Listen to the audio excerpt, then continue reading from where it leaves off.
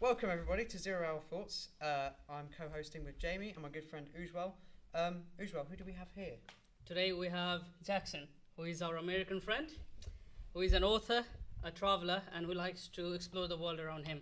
So today we're going to have a conversation with him, ask him some difficult questions about America, and also ask him some good questions and have a good conversation. He is just a new worlder like us, and he will share the perspective and the learnings throughout his life he has had. What's up, Jackson? Not much, man. What's up with you? I'm great. So you've been here in the UK studying for 3 years now, Yes, and you're going on to do your masters. I am. What are you studying? So I've done 3 years for creative writing, which has been absolutely fun. It's been a great experience, fun to meet all these different artists who are my lecturers and stuff like that. Yeah.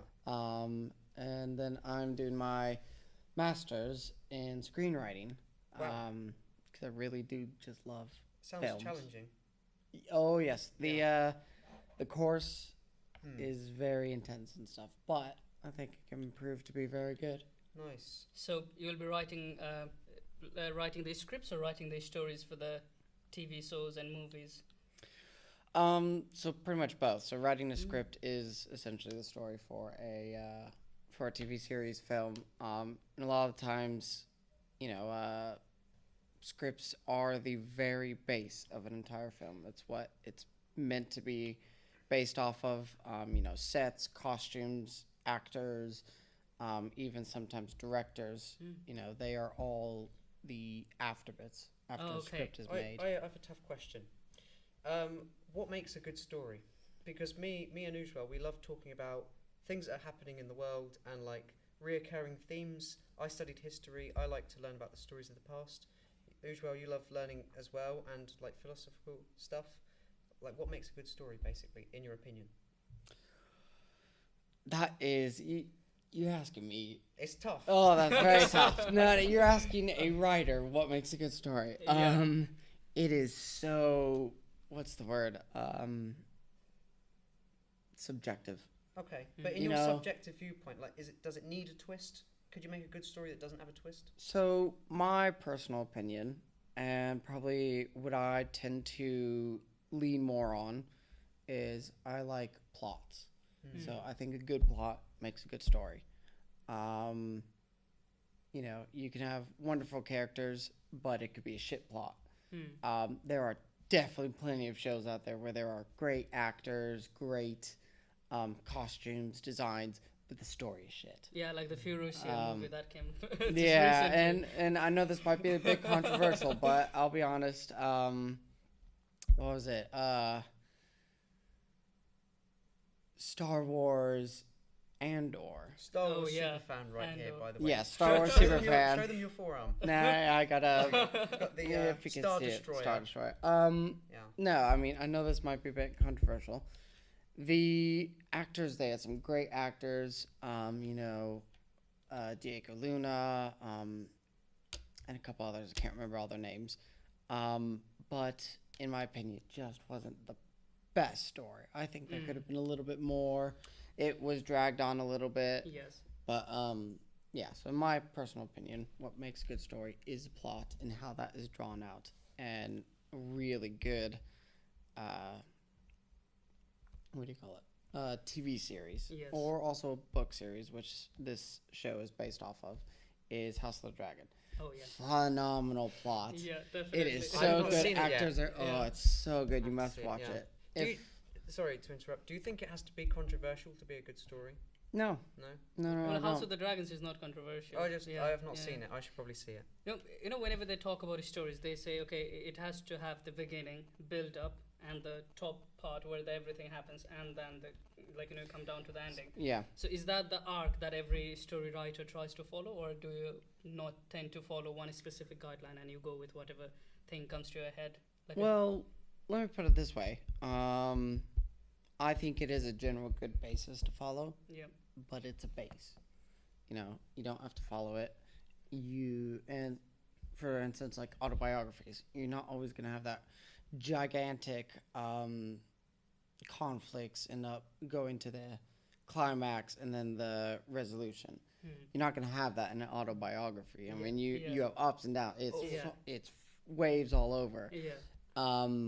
But some people really enjoy autobiographies and think that's good stories. Or you can have some good stories such as Lord of the Rings, where you have, it's a rising climax until the great battle at the very end and then destroying the ring and stuff, So it is a good base, but it doesn't need to be followed. I'll tell you what's a good story. Forrest Gump. Have you ever seen Forrest Gump?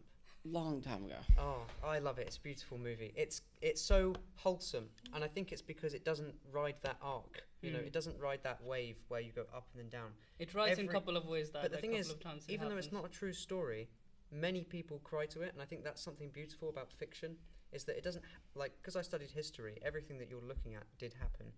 But stories, they really take you out of it, and then you can really feel for this character who doesn't even exist. And I think that makes a good movie.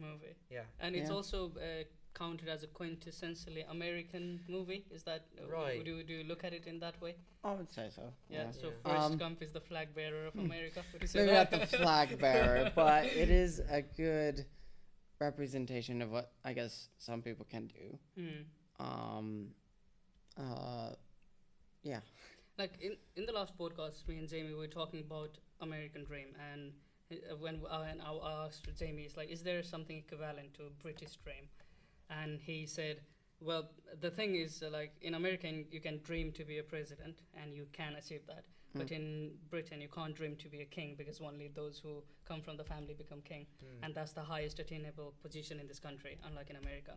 And that attitude comes down to being entrepreneurs, being open, doing things that you actually want to do. Yeah. It's like, I think it will be very difficult for you to find a character like a Speed or Logan Paul from Britain than you would find it in America. So do you think people in America, you grew up in America, they are more open to those kind of things? They're open to trying things. They're open to the challenges. I would say so. I mean, and I was actually talking about this about a year and a half ago in a class, and I really remember this. I definitely do think the American dream is a very much alive thing.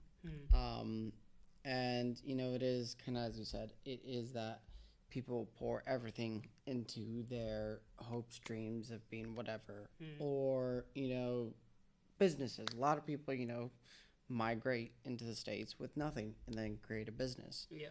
Or something like Amazon. It started from nothing and has boomed into probably one of the most lucrative businesses out there.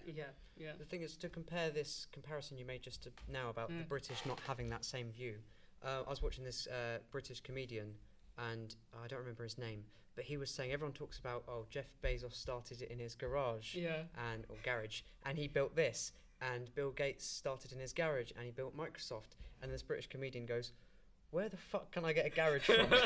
I can't afford a garage. Well, you have driveways. Yeah. Maybe they started the driveways in the UK. Yeah. No, I mean, it's understandable because, you are here. You are in a country that you were not born in, and you lived most of your life. You have lived so far in America, and now you're in a different country. You speak the same language, but it's different. The accent is different. It's hard to understand things, slangs, and you like traveling. And you're very proud of your American heritage, and you're also proud that you have lineage, Scottish lineage and all that.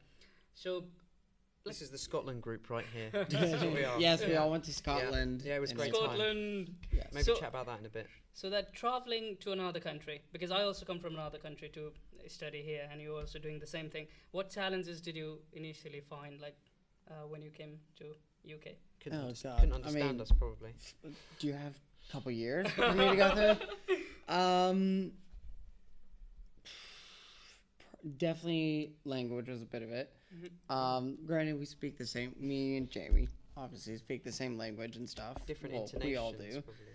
But, for instance, one thing, time telling, British, I say a lot of the times half one, half two, or quarter past, right? You say that to an American, goes right over their head. You don't know what that means. 10:30. Oh, you mean 5?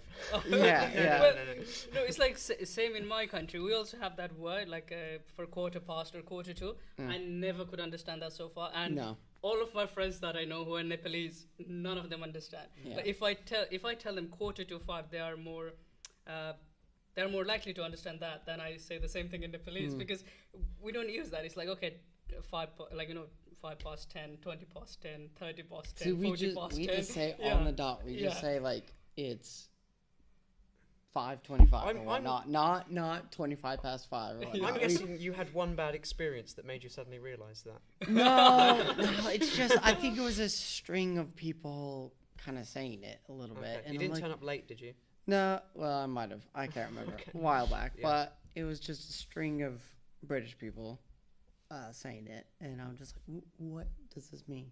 And like, oh, it means this and this and this. I'm like, oh, you just really like to prolong your pronouncing or announcing the time versus we just say 5:30. I think Just it's faster, lickety-split. no? Half an hour. No, but it's like I think it's the American thing. It's like in America, the spelling for program is program, but in UK it Yeah. would be Oh, programme. that Yeah, So I reminds think me. it comes from I that. sat Yeah. next to an American student in high school, secondary school, called Eddie. Nice guy. I don't know what he's up to nowadays, but anyway, he was very good at history, and I'd sit next to him and we'd share ideas. And he used to get always marked down because he would spell things Aw. wrong. Yeah. Like And the teacher said that. They said, "Sorry, you spelled it wrong." You know, like colour has to have a U. Well, it And that's- doesn't, in my opinion. No, but that's- yeah.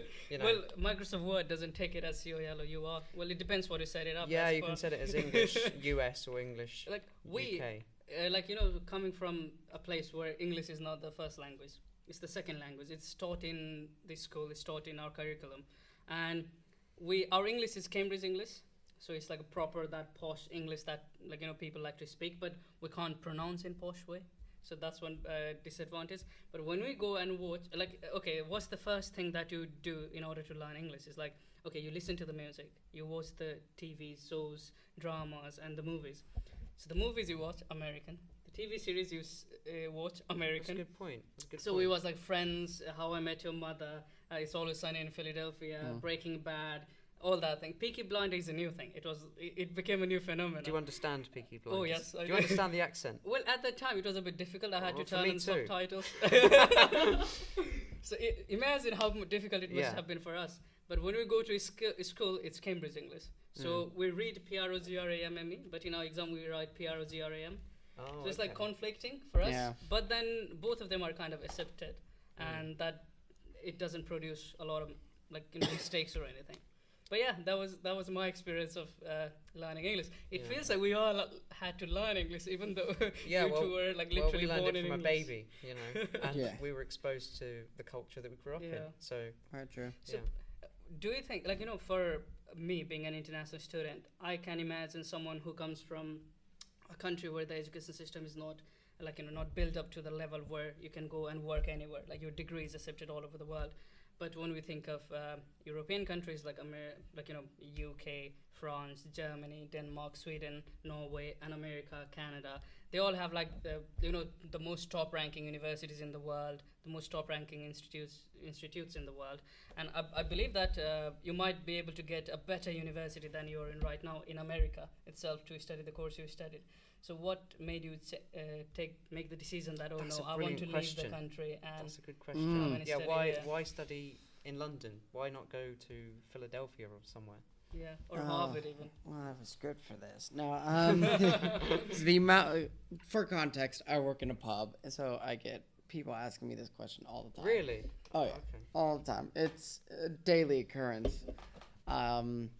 But probably the main reason or a couple reasons.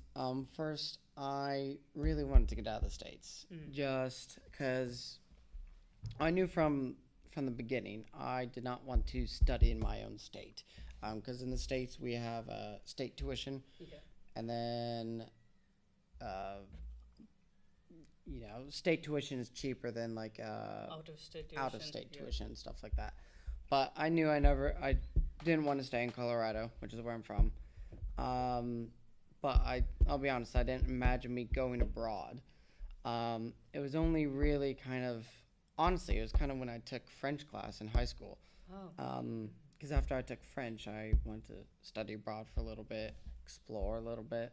And what a semester would have been turned out to be my entire degree. Oh wow.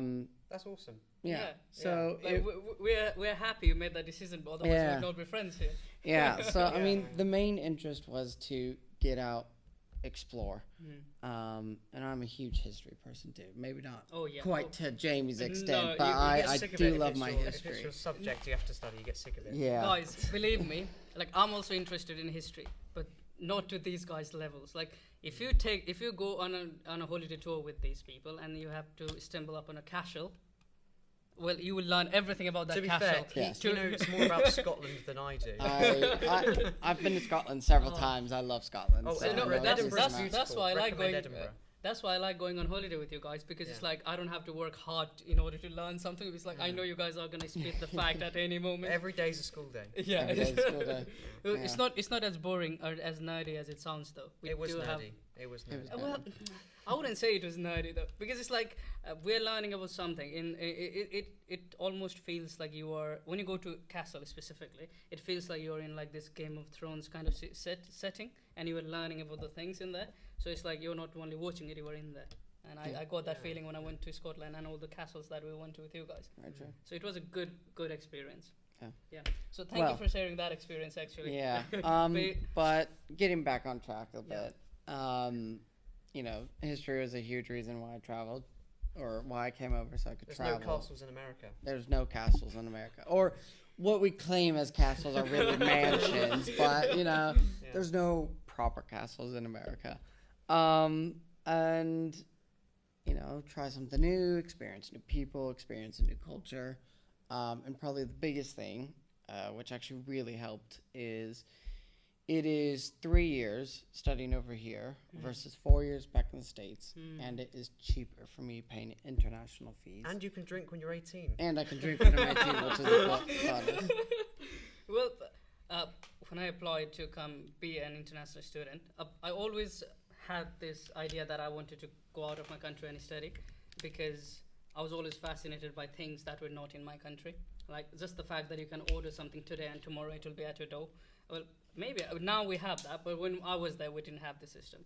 So I wanted to go out, try to explore the world. I mean, it might be my only opportunity to do that, and I might not get that chance but when I go back to my country, and I might not be able to come out of it, because you need lots of financial resources and all that, and it's a huge story.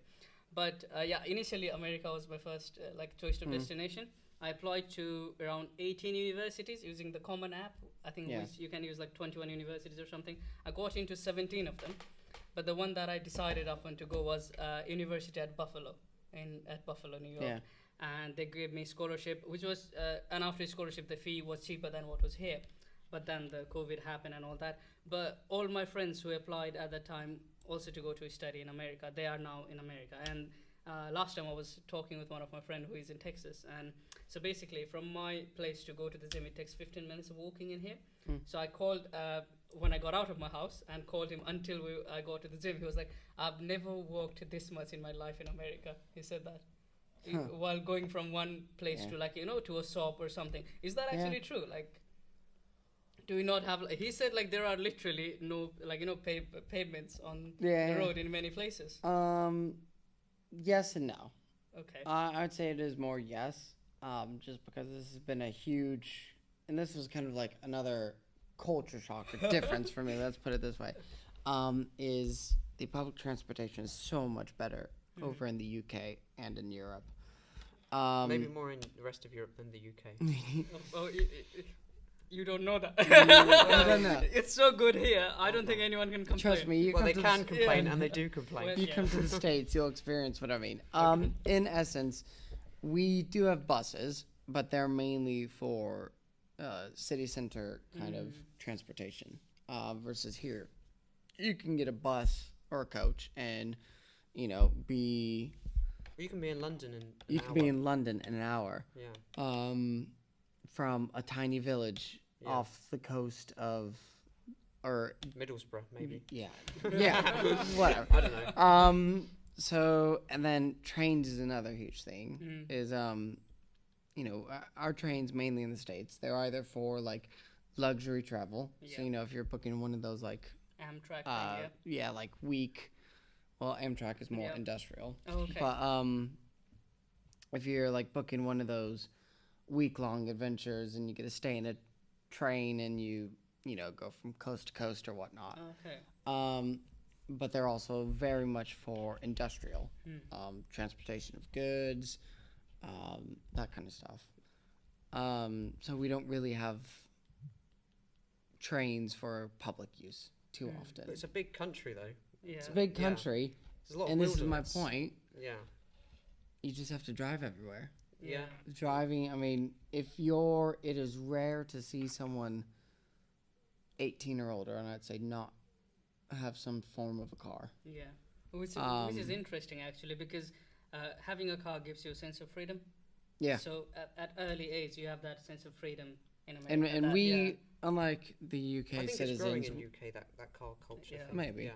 But unlike in the UK, we get our license at 16, and I think it's 18 over here. 17. Yeah. 17. Well, for me, you know, plus 20 something. not yet. Not yet. No, I mean, definitely. It's like the more I learn about what it means to grow up in America as a young person, like, you know, from the perspective of a Nepalese person, and like, you know, we are told that we should not compare things, but we always end up comparing things because that's the human tendency. We compare things, we judge things. Even if someone says you should not judge, that's wrong, because everyone makes judgments. It just depends what kind of judgments and where you come from while making those judgments.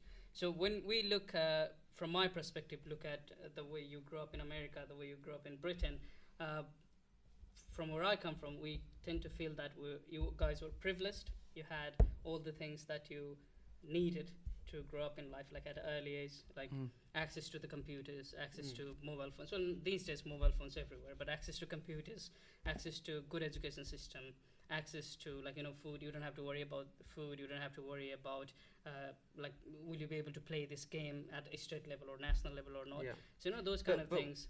Oh. But is that actually true? Like, when we have that, because when I came here, like, I wouldn't say I was shocked, but I got that revelation. It's like people have struggles everywhere. People cannot be content. That's what I wanted to add. Like, you're saying we don't have food problems, but we do have food problems. It's just this overindulgent culture. Yeah. And I think it's a lack of gratitude. You know, like Americans and Brits, like they shouldn't take it from a high point of view. They should actually take it from a humbling point of view, that we've just grown up in fortunate circumstances. Yeah. And you know, it's not your fault, and no one should blame you for that.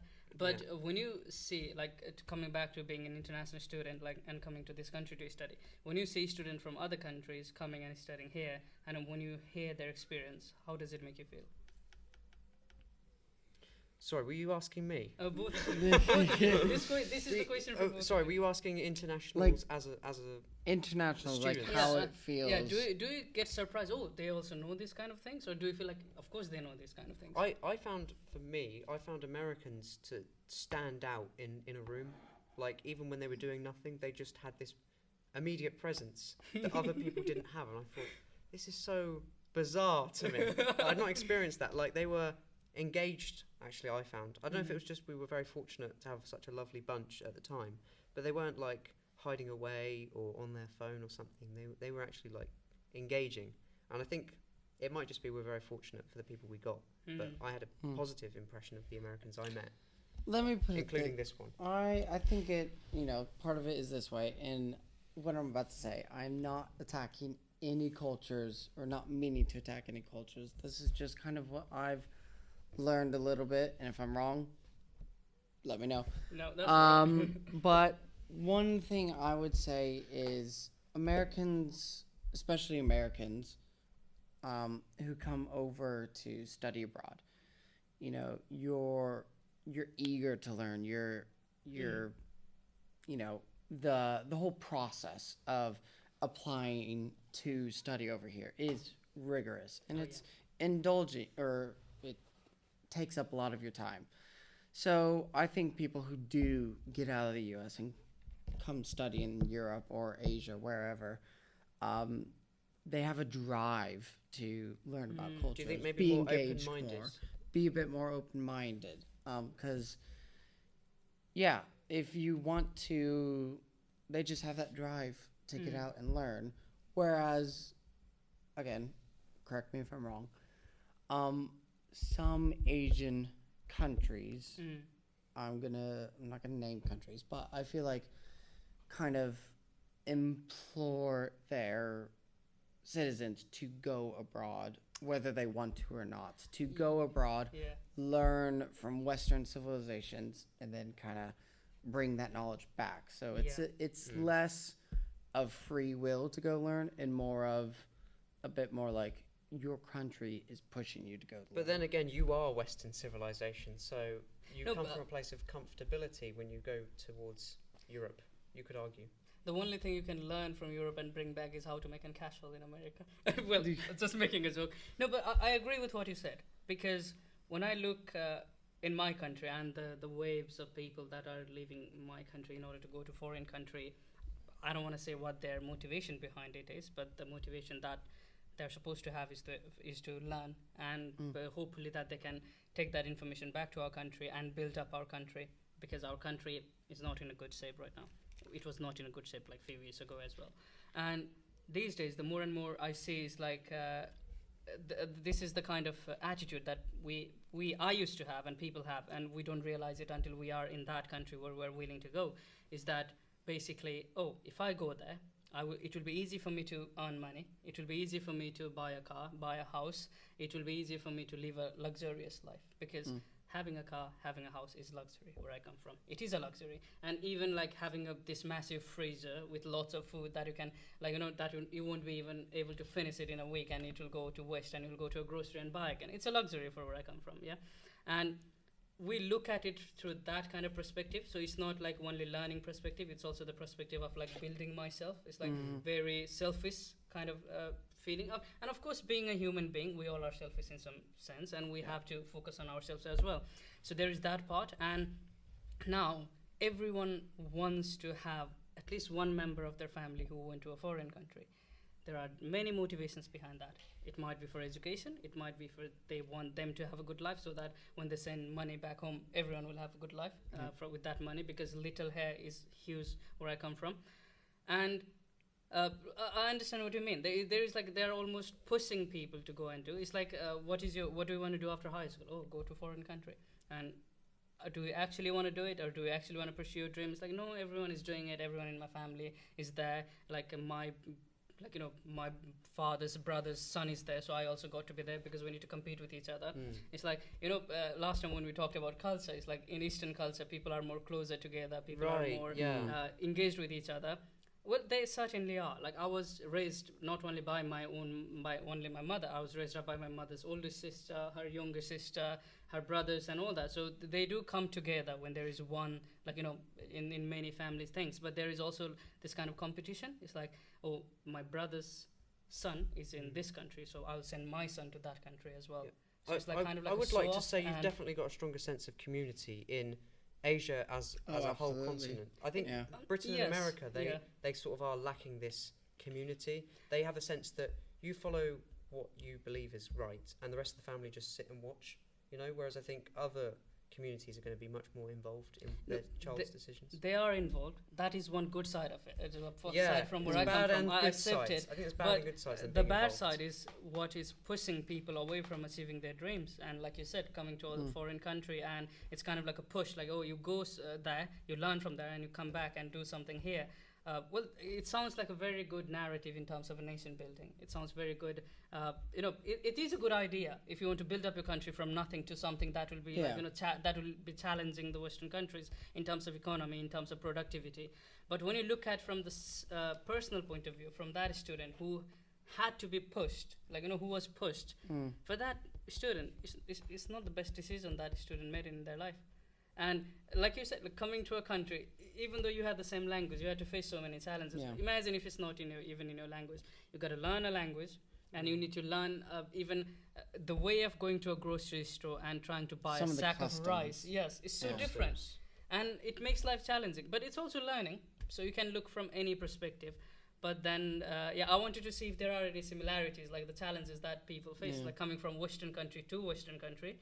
or what is deemed at Eastern country and to Western country. But yeah, I'm glad we have similarities because exactly we have similarities. There are problems I think you everywhere. were about to challenge me. I have a feeling. I was going to touch on Okay, what was you saying, commented I was in a saying second. that basically Western societies, especially Britain and America, are more likely to be accepting of people that want to choose artisan or musical or creative jobs because the family aren't going to infringe on your decisions.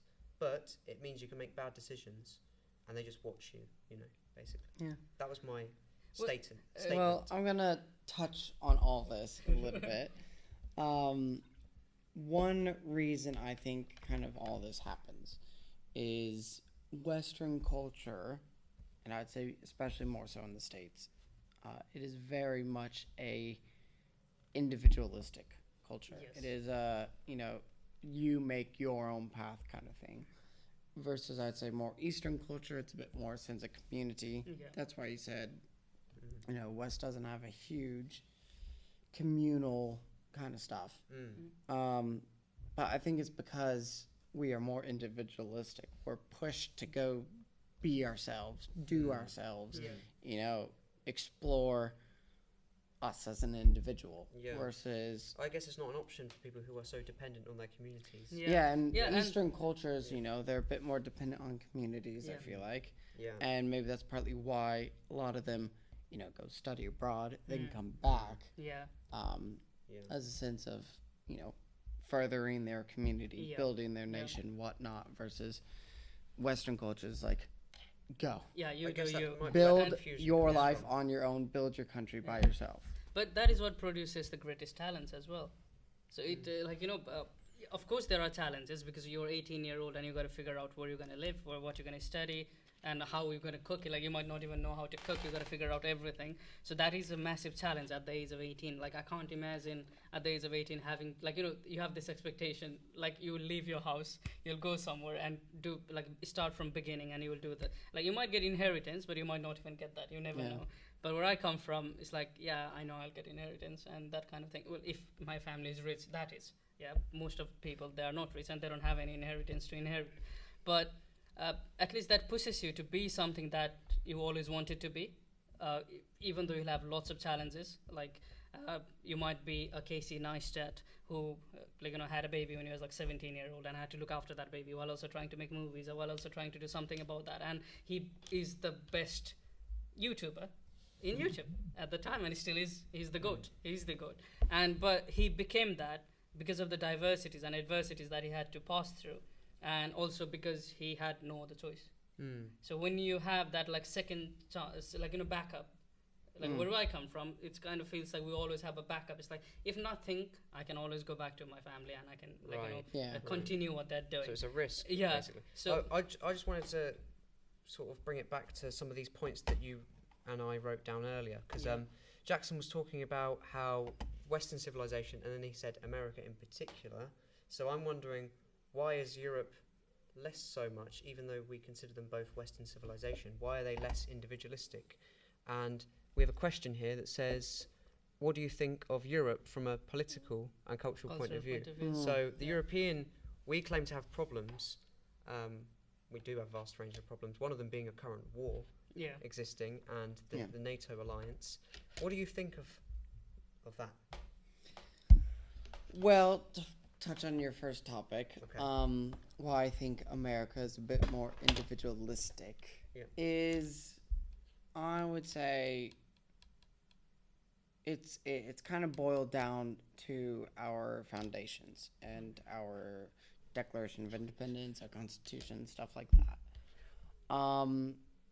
From the beginning, when the United States was colonies, it was very much,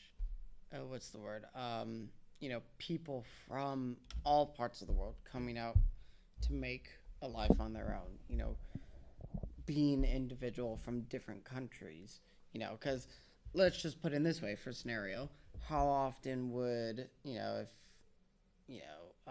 English and French, maybe at the time, if they went to America, would they really get along? Who could say? Probably not. I would say probably not. That's a so good that's point. where I've it's not like, considered that. you know, Yeah. they kind of like, you know, New identity, maybe. yeah. Yeah. So they're like, all right, we'll just do this on our own. So Maybe I think that's the root of the individual. I think that's through the individual. Mm. Is it boiled down to, because America or the United States is a melting pot. We Yes. always have been. We have been built on the backs of immigrants. That is what we are, whether people accept that or not. While following the English Bill of Rights. Where we can also say slavery then if you're going really far. Yeah. But you had people from all over the world come and build America. Mm. And I think that idea of the pursuit of happiness in our Constitution is very alive today and is very true to the American belief system of being individualistic and, you know, doing stuff on your own, being on your own. Because a lot of times I would say, you know, many people right after university, they go and make a life for themselves. Yeah. They don't usually move back in with their parents unless they need to be. Yeah. And so that's one thing. That's kind of why I say we're a bit different. Is we've always had it in our culture to do stuff on your own, kind of thing. Do you not think that Western civilization, excluding America, is also democratic and doing things on their own and integrating with immigration, be that new immigration? So, like, how does... I think what I'm getting at is... How does do Europe you think differ Europe in that sense? has the same problems as America, or do you think they've got a completely new game going on? That's like comparing apples with pears. Yeah. I mean, you can't do that. Yeah. Because this is just basic knowledge. Every country has different problems for their own people. Like, but we're considered Western, so why are we the same in that dynamic? But there are Is many it other democracy? factors Is why that you are why they're considered considered the I same wouldn't with say democracy? I don't want to say it's democracy, because democracy is blooming all across the world in different places. I mean, you have democracies in Africa. You have democracies.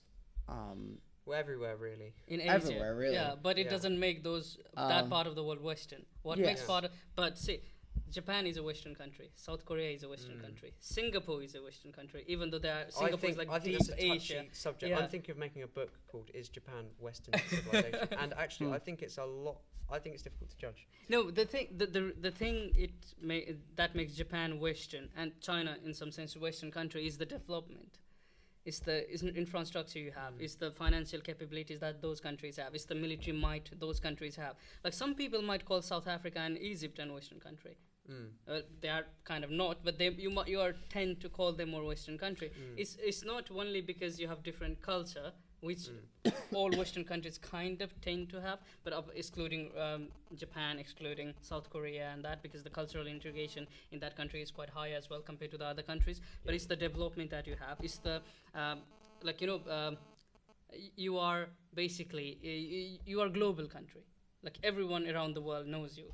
Like everyone around the world knows where Japan is. Everyone around the world knows where America is. But then where it didn't Germany start is. for that reason, though. The reason it's called Western civilization is because it began in the West. It didn't begin. It Yeah, didn't begin can I- in Asia. yes. Can I Yeah. touch on this Yes. real quick to kind of reel both of you? And I'd almost Alright. say is I would almost say Western. The definition or term of Western countries, I would almost argue, derived when the Soviet Union was built. Oh, Yeah. okay. Yes. Because you think about it, when the Soviet There was Union, the Western Bloc, wasn't there? yeah, well, when the USSR put up their iron wall or Yeah. iron curtain, Yeah. you know, everything west of them basically came together, Yeah. formed an alliance, you know, NATO, the UN, stuff like that. So I think that's kind of where the term Western Yeah. comes from, is because you had countries west of the Iron Curtain. And okay. even today, you Yeah. know, you have countries such as Czech Republic, Lithuania, where else? You know, Estonia. Poland, Yeah. kind of places right along that Yeah. border, which I think they're in a bit of a mix, whether to consider themselves Western Western or or to Eastern. consider themselves, you know, part of the Russian area or Eastern, Yeah. because they're just stuck in that. But it's They've kind had of like a join my club attitude, like civilization. Like we call ourselves civil, as in we're calling ourselves this order. But the order doesn't come from one region. We're saying Western civilization comes from anywhere. So it's not really a civilization. Then. Now it's not like at the time I think it was defined, but now you can't really define what makes a country Western and what makes a country Eastern, because at the time it was political belief, it was the level of like the alliance and all that. But now it really depends on the kind of like people when they look at a country, they look at it in terms of infrastructures and how much developed is that country in terms of infrastructure, in terms of their military, in terms of their financial capabilities and all that. So now it's now there is not like a concrete definition. It's like saying southern countries or like northern countries. It's like not relevant as much as it used to be, I would definitely say. It's like saying first world country and a third world country. Exactly. It's like what's in the middle then? Yeah. There is no such thing as third world countries. And and when you say third world countries, it kind of feels like discriminatory as well. You say it, and I don't know anyone that I know would say it. Well, but where I come from, I know like it is referred to as third world countries or developing. Developing sounds a bit better, but third world countries, it sounds like there is this word we use in our country called third class. So it's like first class in train is always the nice one. Second class is better. Third class is like you don't even have like seats to sit down or something like that. So it's everyone thing is judged in that way, like third class things, third class stuff. Your character is like a third class, like saying basically like you're doing the worst basically. And it kind of gives me same connotation when people say third world country. And there is massive debate as well, like okay, what makes a country third world, what makes a country southern country, northern country, eastern country, western country. Well, there is a massive thing. But coming out of this topic, let's focus more on America again. Do we have any questions? Yes. No, we see that America, as it is like, and it has massive geopolitical influence around the world as well. And everyone around the world, they also watch American news. We watch the Fox channel, we watch the CNN, we watch all those things. But it's those channels, those news, they're all centered in America. Like they only talk about American stuff. But when you come across the pond here in England, and there's BBC and all other channels which like broadcast from all over the world. And like, why do you think that America is like so focused on itself? Like, why kind of almost seems as a self-centered, like they don't care about what happens out of the border. Sorry to chip in, but I would say the UK is kind of the opposite. Like they've externalized everything. Yeah. So that would be one dramatic difference. No, but if you can say the same thing about like German, it's like the DW documentary stuff and their news channels as well.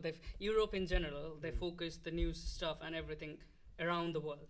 They care about what's happening outside. There's a strong historical reason for that. Yeah, so maybe it's because of that, or maybe it's because like the individualistic nature. Well, to touch on this first, I don't know. I mean, I would say we don't really know, in Russia or in China how much their news is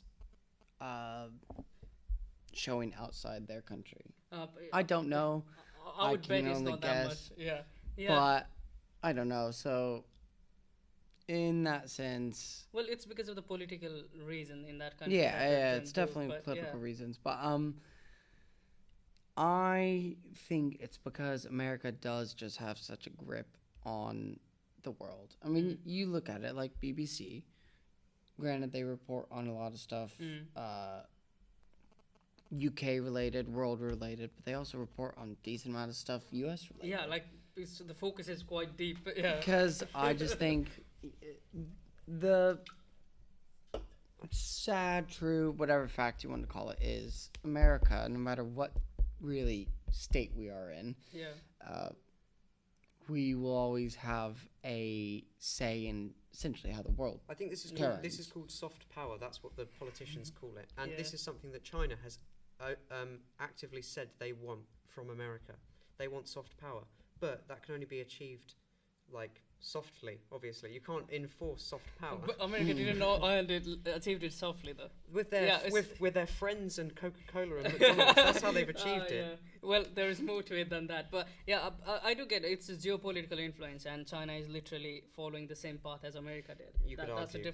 Well, it is. Okay. It is like the way like they're making the Asian maybe development industrialize. I wouldn't say No. Like in terms of I think they've got a big civilization attitude. Like they are a big country. In terms of finance, there is World Economic Forum, the EMF, or whatever it is, like the World Bank, which basically gives loan to other countries to build infrastructure and all that. China has the equivalent of that. It's called Asian Development Bank.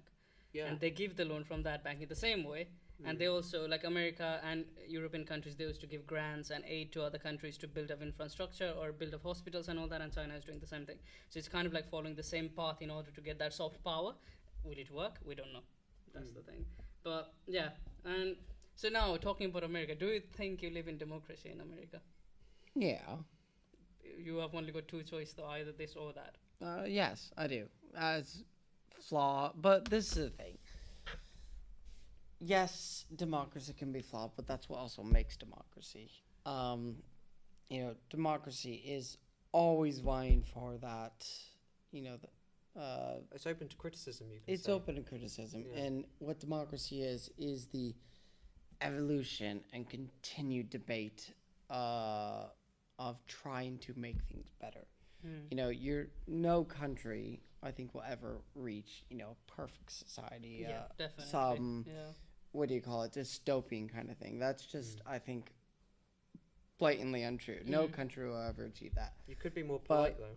I would say, as a whole, Americans as a whole. So it wouldn't hurt you. Are you my talking goodness. to me? Or No. okay, I was like, But if I think about the more peaceful countries, like the ones I'm interested in, Yeah. they. Well, peaceful now, but not back in the days. Yeah, but some back in the days, the my opposite point is of the some most countries peaceful. value peace more than justice, and I think Well, we should respect that. I think in order for that to happen, you need to go through all the horrendous thing that those countries went through. True. If you You think can't just German, build it. like Germany is Yeah. one of the most peaceful country in Europe. You might say that. Japan is one of the most peaceful country in the Eastern Asia. Yeah. You might say that, but we also know what happened. Yeah.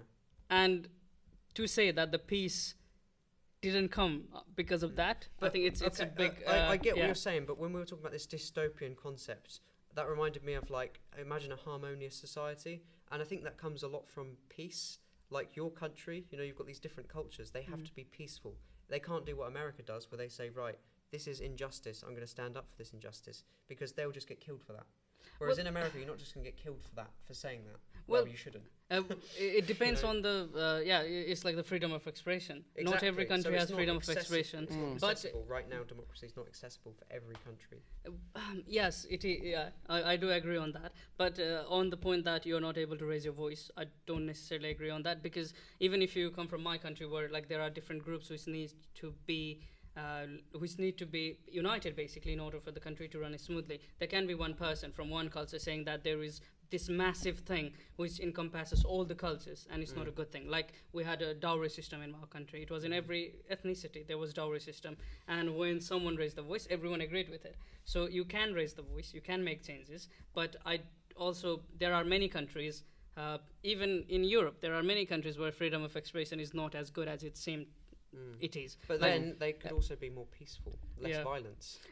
How do you balance that? No, but like, see, if you were to ask Anis Varoufakis how many people were Don't jailed, swear. Okay, if you were to ask him how many people were jailed in Russia for expressing their voice against the government, then in UK, the statistics will surprise you. Yeah. It will surprise you. No, I feel So like it's in every country. I feel like think we're it's not going to just get very far asking Jackson what he thinks about democracy. yeah. No offense. He's a no, brilliant guy. I mean, We've got okay. Jackson here. I feel like we can ask him something yes. more No, personal. one more question on democracy. Do we all? Okay, this is like for all of us. Do we think that a democracy can exist within one-party system? Can we have democracy in a country if there is only one party? Well, you could argue the monarchy is one party. No, I mean like, literally political parties. Forget about that. Yeah, but if you made the political party the equivalent of a monarchy, then surely I that would think be so. one. Yeah. I think you can. Yeah. So That'd China be is a very democracy. difficult. But I think there would be a dictatorship. That's what I think. They would have to be centralised. Well, when we talked with our Chinese friend that we met in Scotland, how he was talking about the democracy within the Chinese party. So then, it kind of follows that. But we don't have enough necessary Anyway, knowledge on can we that, ask thank you. Jackson something about his interests? One thing that we wanted to talk about that is kind of like a stereotypical of Americans is like people say Americans are more stupid, they're more gullible, they don't know about the countries around the world, they don't travel a lot. But But it's not true. But what because- about those geniuses? That's yeah, a good like point. at the same time, like when people are saying, okay, Americans are more gullible, they're more stupid. Like, well, one of the most top best companies in the world that are like, so amazing at what they do are from America. The talent running those companies are from America. The people who invented things like, nice things were from America. And yeah, it's like they have one of the most smartest people in the world, but people, I don't know why they can't I think I can see answer this question for him yeah. if you let me answer it for him. Quickly, because okay, I got a all right. juicy response. They got a wider pool of culture. So they've got a wider pool, and some people perpetuate more stupid ideas. I'm not suggesting people are less civilized or more civilized. Some people are perpetuating these stupid ideas that have existed in their community, and other people are producing really enlightened ideas that existed in their community. So I think that's why it's just diverse. So do we think, like we raised this point earlier as well, is it because of the economy, like the financial situation of a specific kind of groups of I people? think or civilization. I think it's just how they grew, basically. Yeah. Anyway. What's your, Well, I got 2 points. Yeah. More so. You want to plug something? You can. More so first. Let's take this for instance. Late shows out there, right? Yeah. You know how every now and then they go into crowds on the street or whatnot and ask them questions, right? You don't know how many people they went through, right? They could have gone through, let's say, 20 people and taken out that one clip of that one, terrible answer. Yeah. Right? They could have gone through 3 people and picked out 2 terrible answers. You just don't know. Yeah. Unless you were actually there watching it. But, come on. Yeah. But that, in my point, expresses, like, what people do nowadays, especially I'd say a bit more maybe Western culture than Eastern, by this is just a complete guess, is we tend to focus more on the negatives. Yes. Or the things that are funny to us, or the like haha, they're stupid kind of stuff. You know? Like we have gotten so bad at focusing on the negative stuff because we just want to complain. We want to say, oh, our lives are shit, yada yada. Yeah. Sorry, our lives are bad. You can say shit. Try not to cuss. Yeah. Because being in British culture, Well, I've cussed a lot more than I used to This be. might be on American telly one day. But my point being is, where was I? What was it? Negative. You said Negative. Yes, Focus yes. on negativity. We, especially with politics Oh, and stuff yeah. like that, we focus so much on the bad and the negative. We don't look at all the good that's going on. It's because we just want to constantly complain, constantly nitpick the terrible stuff. Do you think we've protected ourselves because of that attitude? Is it possible that if we had too positive of a worldview, we'd just fall into traps all the time? Yes and no. No Like one has fascists. that kind of point of view, though. No But one in what the about world Germany? They had a weak sort of democracy, and then No, along but they came still this complain about the visionary- things in their country. They still complain Yeah, about. but the rise of the Third Reich, Mm. they were thinking, right, let's stop being negative. Let's take action. Let's be positive. No, but they were growing. They started out on the negative because they started attacking Jewish people and blaming them for all the bads that were going on. They were focusing. They were tapping into that far right anti-Semitism and all the negative with that. Yeah. So it So was I even very more, much yeah. disagree No, but with you on that. but they didn't have the Yeah, I self-critical agree with view. that. That was my point. They didn't have the Oh, self-critical okay. view. I think the self it's not Okay, that's necessarily fair. on social media. It's not necessarily self-critical. You're always talking bad thing in general or about someone else. You're not talking bad thing about yourself because no one posts bad photo of themselves in social media. Yeah, I get that. But they will post bad photo of their friends. But I think it's necessary Yeah. somewhat for a government and a society to think a little bit negatively because they have to be aware of I think the it risks. depends, They have to be aware of the risks. I think it depends what we define as negative in that sense because a government is not only necessarily for themselves but they're necessary. They're responsible for a lot for of- example, like in North Korea, nobody's walking around being self-critical because they're not allowed to. Well, we don't know that. But they don't have freedom of thought. Well, at least it's not believed. Every human being can have, they can think for themselves. But yes, they can't express, they don't have the freedom to express the freedom of their thought. Yeah. So we have So to I do agree be with somewhat negative. We can't just be like, oh, we live in the... It depends what you perfect explain as a society. negative. Okay, let's get out of this topic. I- Before we complete this podcast today, it has been lovely so far conversing Thank you for with being here, Jackson. Jackson. Thank But you for letting me come by. there is one thing that we need to really focus and ask that we have forgotten to do so far. It's the election that's coming up and the assassination attempt on Trump. What do you think of that? What do you think That's a went big question. wrong? And what do you think? What are your hopes for the election? Well, short answer, because Yeah. I think we're running low on time, Yeah. is with the assassination on Trump, or assassination attempt, sorry, Mm. it has definitely rallied people towards the Republican Party. Mm. Whether it's good, bad, I'm not going to try and get too political about it, but the facts are that has drawn people towards his party. Mhm. And with the recent news of President Biden ending his re-election campaign and handing the torch to his Vice President Kamala Harris, I think that is a good step, because there has been much criticism against Biden for his Yeah. age, for his mental stability, which I can't say I disagree with. Yeah.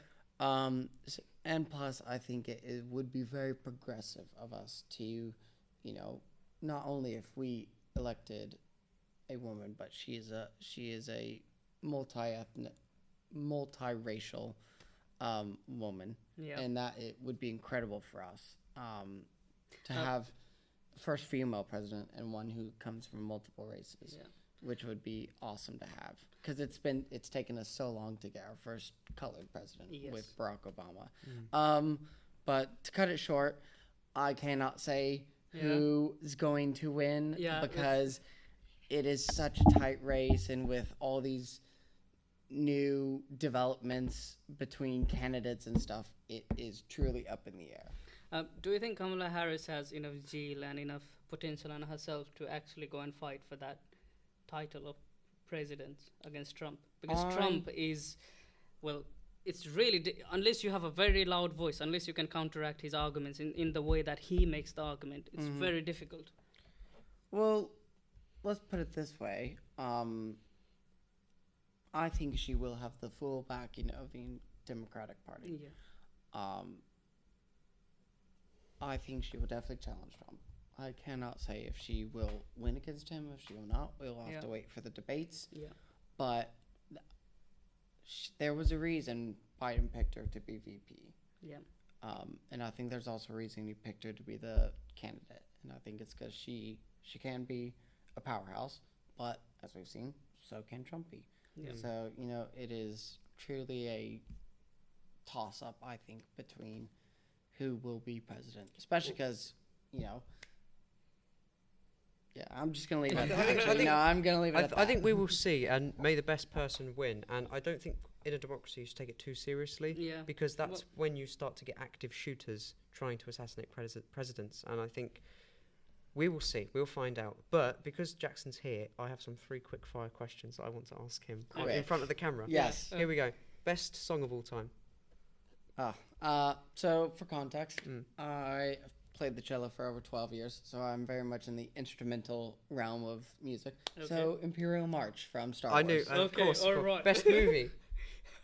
Oh, is that a silly question? Best is it? movie. Star Wars, Empire Strikes Back. All right, Everything what's got to be next? Star I Wars. don't want to ask Are you you. going to ask best actor? No, I was going to say best book. Star Wars. No. I don't like, I haven't read many books from Star Wars. That's a hard one. I don't really have probably Percy Jackson series. Oh, That I was like a really is it good The series. Lightning Thief. I Is that never what it's read called? The Lightning I read that as a Thief. kid at I school. read The Sea of Monsters. I read that one, and then the Blood of Olympus series, the one with the Roman deities, and then I read a bit of the other series, the Lost Hero one. But I love that series. That was a really good one. Love the fantasy. Love all the knowledge of the gods and whatnot. But I don't have a favorite book per se. Okay. That's interesting. Who is the one American that you look up to? From the history or from present? Anyone? You could say your family. Well, I'd probably say my dad. Oh, that's great. I love that. That's I love But wholesome. Yeah. or both my parents, but I do love my dad a lot. Okay. And my mom. Who is the one British person that fascinates you? No. No. Ooh, probably someone in politics. Okay. Churchill? Ooh, maybe Thatcher a bit. Oh, okay. Thatcher. I don't know much about Thatcher, so I do. I'll tell you what. Nobody Nobody actually cared that she was the first female prime minister. The people cared that she was a tyrant. Well, not a tyrant. They cared how powerful she was, and the fact that we so willingly followed her. You know. Well, yeah.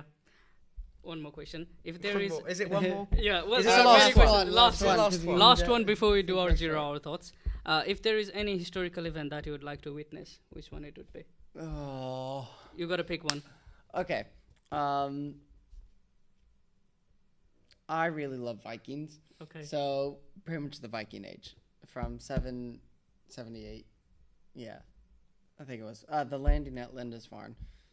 From that till the conquest of England by William the Conqueror. That's typically known as the Viking Age. So pretty much those 400 years. Yeah. Okay. So now we'll go to the Zero Hour Thought. We'll start from Jamie and we'll go. I don't really have any sort of words of wisdom that I've thought of in the last week or so, because, well, I don't know. It didn't come to me, basically. Okay, the Zero Hour Thought. I think the one that I said earlier was like, are you having problems, or are your problems having you? And that was just mainly me saying that don't feel defined by what you're having, because you are more than simply that. Yeah. Nice one. Yeah. Nice. Do you want to go? You want to go? No, you go first.